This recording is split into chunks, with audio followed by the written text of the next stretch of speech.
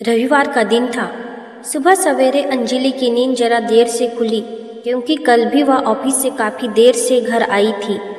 Office से आने के बाद भी उसे चैन नहीं मिला था। रसोई के ढेरों काम निपटाते निपटाते उसे आधी रात हो गई थी। अभी उसकी आंखें ठीक से खुली भी नहीं थी कि उसकी सास निर्मला जी चिल्लाते हुए कमरे के पास आ गई। वे कहने लगी, घर का सारा काम पहाड़ जैसा पड़ा हुआ है और तुम्हें तो नींद मारने से फुर्सत ही नहीं है। शहर की लड़कियां शादी के बाद भी कुंवारी लड़कियों जैसी नींद चाहती है। अंजलि ने भारी मन से चादर हटाई और धीरे से बोली, मम्मी जी, पूरे हफ्ते की भागदौड़ के बाद बस एक संडे को ही तो थोड़ा देर तक सोने के लिए मिलता है। आखिर मुझे भी आराम की ज़रूरत होती है, शरीर थक जाता है। उसकी सास का पारा चढ़ गया। वे गुस्से से बड़बड़ाते हुए कहने लगी, लो देखो, अब ये पलट कर मुझे जवाब दे रही है। आजकल की बहुओं से यह भी नहीं होता कि सुबह उठकर सास को एक कप चाय बनाकर दे दे, बस अपनी थकान का रोना रोते रहती है। अंजलि ने कोई बहस नहीं की और चुपचाप रसोई में जाकर चाय बनाने लगी। उसकी सास की पुरानी आदत थी, वे हमेशा उसके हर काम में कमियां निकालती ही रहती थी। अंजलि एक अच्छी जॉब करती थी और घर चलाने में अपने पति वरुण की पूरी मदद करती थी। वह पूरी कोशिश करती थी कि नौकरी के साथ साथ गृहस्थी भी अच्छे से संभाले, लेकिन जॉब के तनाव के कारण कभी कोई काम छूट जाता या हड़बड़ी में आते का हाथ कहीं लग जाता तो उसकी सास उसे ताने मारने का मौका नहीं छोड़ती थी। वे कहती थी, तुम तो बस रुपया कमाना ही जानती हो, घर संभालना तो तुम्हारे बस की बात ही नहीं है। अंजलि अक्सर यह सुनकर हैरान रह जाती थी कि इतना सब कुछ करने के बावजूद उसे यह सब सुनना पड़ रहा है। फिर भी वह अपनी मर्यादा रखती और सास को पलटकर कोई कड़ा जवाब नहीं देती थी। वरुण भी जब तब अपनी माँ के मुँह से यह सब सुनता था तो वह उन्हें समझाने की कोशिश करता था।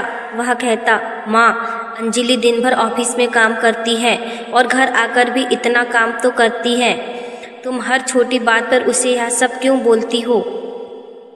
पर निर्मला जी उल्टा अंजलि के काम में और कमियां निकालने लगती थी, जिससे वरुण भी झुंझला उठता था। आज रविवार का दिन था। अंजलि ने मन ही मन सोचा था कि आज थोड़ा चैन से रहेगी। तभी उसकी सास फिर रसोई में धमक पड़ी और कहने लगी, सुनो, दोपहर का खाना जल्दी बना लेना। आज मुझे अपनी अलमारी की पूरी साफ सफाई करनी है। बहुत सारे पुराने और बेकार कपड़े इकट्ठा हो गए हैं। आज वो सारे बेकार कपड़े निकलवाने हैं मुझे। अंजलि ने हिम्मत जुटाकर धीरे से बोला, मम्मी जी, आज तो मुझे वरुण के साथ शॉपिंग पर जाना था। घर का कुछ ज़रूरी सामान खरीदना है। निर्मला जी गुस्से में लाल होकर कहने लगी, रोज़ तो बाहर ही घूमते रहती हो ऑफिस के नाम पर। आज अलग से शॉपिंग पर जाने की क्या ज़रूरत आ पड़ी है? घर के काम में हाथ बटाना बोझ लगता है तुम्हें। अब अंजलि उन्हें क्या बोलती कि उसे भी अपने पति के साथ थोड़ा बाहर घूमने फिरने का मन करता है। वह बेचारा सा मुँह लटकाकर रह गई और काम में लग गई। दोपहर का समय था। तभी अचानक अंजलि के पिताजी का फ़ोन आया। उन्होंने कहा, बेटा, तुम्हारी माँ ने तुम्हारे लिए खास ड्राई फ्रूट वाले लड्डू बनाए हैं, तो मैं वो लड्डू लेकर तुम्हारे घर आ रहा हूँ। अंजलि का मायका सिर्फ 2 घंटे की दूरी पर था। पापा के आने की बात सुनकर वह बहुत खुश हो गई। वह दोपहर के खाने की तैयारी कर रही थी तो उसने पापा के लिए भी खास खाना तैयार कर लिया। जब उसके पिताजी घर आए तो अंजलि ने बड़े प्यार से उनसे चाय के लिए पूछा, लेकिन उसके पिताजी ने इनकार कर दिया क्योंकि वह ज़्यादा चाय नहीं पीते थे। तब अंजलि ने कहा, ठीक है पापा, मैं आपके लिए खाना ही लगा देती हूँ। वह झटपट रसोई में गई और गर्म गर्म पापड़ तलकर उनके लिए थाली लेकर आई। खाने में उसने शाही पनीर, फुली हुई रोटियां, चावल और आलू गोभी की सूखी सब्जी बनाई थी। इतना बढ़िया खाना देखकर उसके पिता रामेश्वर जी खुश हो गए। निर्मला जी भी उनके साथ ही बैठकर खाना खा रही थी, लेकिन खाना खाते हुए भी उनकी आदत नहीं गई। उन्होंने हर एक डिश में कुछ न कुछ कमी निकाली। रामेश्वर जी चुपचाप अपनी समधन की बातें सुन रहे थे, लेकिन असली तमाशा तो खाना खाने के बाद हुआ। जब निर्मला जी हाथ धोने रसोई में गई तो स्लैब पर पड़े सब्जियों के छिलके और चूल्हे पर गिरा हुआ थोड़ा सा आटा देखकर वह गुस्से में तमतमाते हुए बाहर आई। उस समय अंजलि डाइनिंग टेबल से जूठे बर्तन उठा रही थी। निर्मला जी उसके पिता के सामने ही शिकायत करते हुए कहने लगी, रामेश्वर जी, आपने अपनी बेटी को कोई संस्कार ही नहीं दिए। जरा चलकर देखिए, किचन कितना गंदा कर रखा है इसने। ऐसी रसोई में बना खाना खाते हुए भी मुझे तो घिन आती है। वे अंजलि को उसके पिता के सामने रुलाकर बहुत खुश हो रही थी, लेकिन अगले ही पल उनके होश उड़ गए, क्योंकि वरुण ने अपनी माँ की बात काटते हुए बड़े सख्त लहजे में कहा, आप बिल्कुल ठीक कह रही हैं माँ। सब चौंक गए। वरुण आगे बोला, अंजलि जॉब करने और रुपये कमाने के अलावा तो कुछ जानती ही नहीं है, इसलिए मैंने भी इस समस्या का एक पक्का समाधान निकाल लिया है। अगर यह रुपये कमाने के अलावा कुछ नहीं कर पाती है तो मैं आज ही इसकी जॉब छुड़वा देता हूँ। फिर यह आराम से घर में रहेगी और 24 घंटे सिर्फ घर गृहस्थी ही संभालेगी। निर्मला जी कुछ बोलती उससे पहले वरुण ने असली बात कही, लेकिन माँ, एक बात सुन लीजिए, अब हमें किसी किराए के छोटे फ्लैट में शिफ्ट होना पड़ेगा, क्योंकि इस बड़े घर का बैंक लोन तो अंजलि की पगार से ही चुक रहा है ना। और हाँ, आप जो आए दिन महंगे महंगे ब्यूटी पार्लर में जाती रहती है, वह खर्च भी अब बंद करना पड़ेगा। मेरी अकेले की पगार से मैं इतना खर्च नहीं उठा पाऊंगा। अब ये महंगे ड्राई फ्रूट्स, महंगे फल और सब्जियां भी घर में नहीं आएगी। सस्ते फल सब्जियों पर ही गुजारा करना होगा।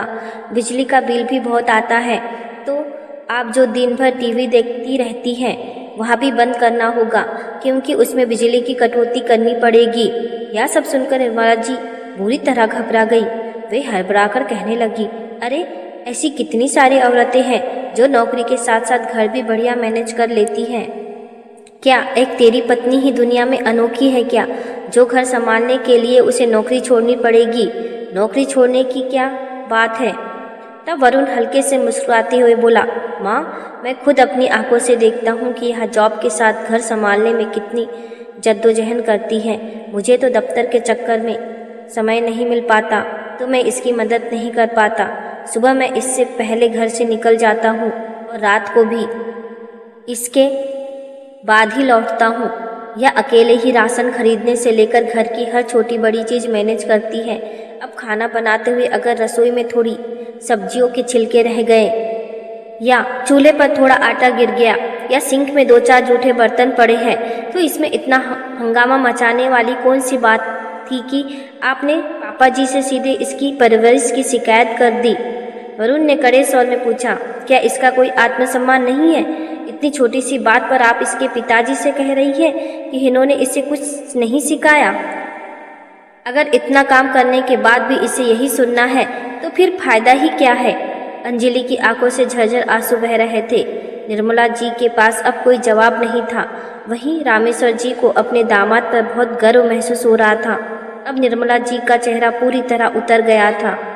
वरुण फिर कठोर शब्दों में बोला, देखिए माँ, अगर अंजलि जॉब करेगी तो मैं कल ही एक खाना बनाने वाली महारानी जी रख देता हूँ, और जो काम वाली बाई है उसकी पगार थोड़ी बढ़ा देंगे तो वह खाना बनने के बाद किचन की साफ सफाई भी कर दिया करेगी। लेकिन इतना सब कुछ सहने के बाद मेरी पत्नी अब आपके ताने नहीं सुनेगी। यह मेरा आखिरी फैसला है। निर्मला जी का मन कर रहा था कि अपना सिर पीट ले कि उन्होंने बेकार में ही बहू की शिकायत की। अब तो सुख सुविधा छीनने का डर था। वे धीरे से बोली, जाने दे बेटा, मुझसे गलती हो गई। इतना बड़ा फैसला मत ले। कोई ज़रूरत नहीं है नौकरी छोड़ने या महाराजिन रखने की। वरुण ने फिर पूछा, तो क्या अब आप मानती हैं कि अंजलि घर गृहस्थी अच्छे से संभालती है? वे झेपते हुए कहने लगी, हाँ हाँ, मैं मानती हूँ। अब तो गुस्सा थूक दे। वरुण ने बात घुमाते हुए कहा, तो माँ, अगर आपको लगता है कि यह घर संभालने में दिन रात परेशान रहती है तो इसकी मदद करना हमारा भी तो फर्ज बनता है ना। अगर हम बाहर से कोई मदद नहीं रख रहे हैं तो कम से कम आप खाने की थोड़ी बहुत तैयारी तो करवा ही सकती हैं। निर्मला जी को उम्मीद ही नहीं थी कि बात घूम फिर कर उन पर ही आ जाएगी। अब मरती क्या ना करती। वे धीरे से कहने लगी, अच्छा बेटा, बहू जो भी मदद करने को कहेगी मैं कर दूंगी। अब मेरे घुटनों में थोड़ा दर्द तो रहता है, पर बैठे बैठे सब्जियां काट दूंगी या आटा लगा दूंगी। ज़्यादा भारी काम तो खैर मुझसे होगा नहीं।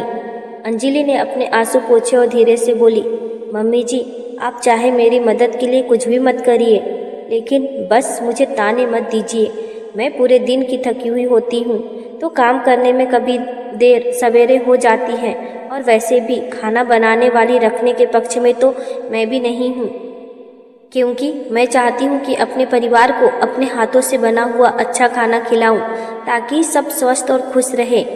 रामेश्वर जी ने अंजलि के माथे पर हाथ फेरते हुए कहा, बेटा, आज तूने मेरी परवरिश की लाज रख ली। फिर अपनी समधन की तरफ देखते हुए बोले, किसी की भी बेटी की शिकायत करने से पहले एक बार यह सोचना चाहिए कि वह अपना घर छोड़कर आपके घर को संवारने में अपनी पूरी जिंदगी लगा देती है। क्या उसकी छोटी छोटी गलतियों पर उसे ऐसे जलील करना जायज़ है? निर्मला जी अब कुछ बोल नहीं पा रही थी, क्योंकि वरुण के कड़े रुख ने उनकी बोलती बंद कर दी थी। उस दिन के बाद से निर्मला जी ने बहू के काम में कमियां निकालना और ताने मारना बिल्कुल छोड़ दिया। अब तो उल्टा उन्हें कभी कभार सब्जियां काटनी पड़ जाती थी या खुद चाय बनानी पड़ जाती थी, फिर भी वे चुपचाप कर लेती थी। उन्हें हमेशा यह डर लगा रहता कि अगर वरुण को फिर से गुस्सा आ गया तो अंजलि की जॉब छुड़वा देगा और फिर इस बड़े घर और ऐसो आराम से उन्हें हाथ धोना पड़ेगा। दोस्तों, किसी भी घर में आपसी सम्मान, समझ और सहयोग ही रिश्तों को मजबूत बनाते हैं। एक बहू जब अपना घर छोड़कर नए परिवार को अपनाती है तो उसकी छोटी मोटी चुप पर ताने देना या उसे नीचा दिखाना गलत है। प्यार और सहयोग से ही परिवार में शांति और भरोसा बना रहता है। तो दोस्तों, अगर आपको यह कहानी अच्छी लगी तो कमेंट में ज़रूर लिखें। धन्यवाद।